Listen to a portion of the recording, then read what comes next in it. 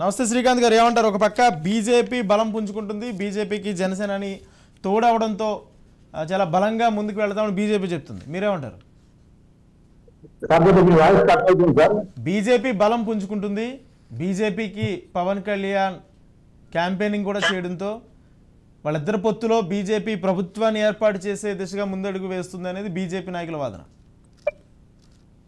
ప్రస్తుతం ఇప్పుడున్నటువంటి మన ఏదైతే వచ్చినటువంటి సార్వత్రిక ఎన్నికల్లో కేవలం కేసీఆర్ గారిని బీఆర్ఎస్ పార్టీని తప్ప ప్రజలంతా కూడా తెలంగాణ ప్రాంతంలో ఏ ఒక్క పార్టీని కూడా నమ్మేటువంటి పరిస్థితి లేదు.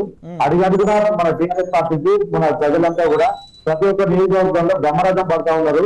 మీరు చూడొచ్చు, మన ఏ కాన్స్టిట్యూన్సీకి వెళ్ళినా కూడా మరొకసారి మన మూడోసారి కూడా ముచ్చటగా కేసీఆర్ ప్రభుత్వంగా రావాలి.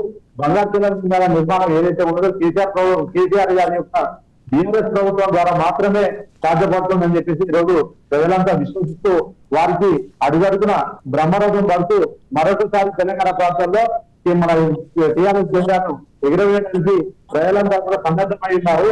కావాలంటే ఇప్పటికే దాదాపు 1 రోజుల నుండి మేము మన ప్రతి నియోజకవర్గంలో గ్రామాన తిరుగుతా ఉన్నాము. మన పండు ముసలి దగ్గర నుంచి యువకులు నిన్న మొన్న ఓటకు కలిగిన మన కొత్తగా ఓటకు పొందినటువంటి యువకుల వరకు అంతా కూడా కేసీఆర్ గారు అయితే మన కారు సర్కారు అయితే చూస్తా ఉన్నారని చెప్పేసి మేము మరొకసారి ధీమాగా మన చెప్తా ఉన్నాము.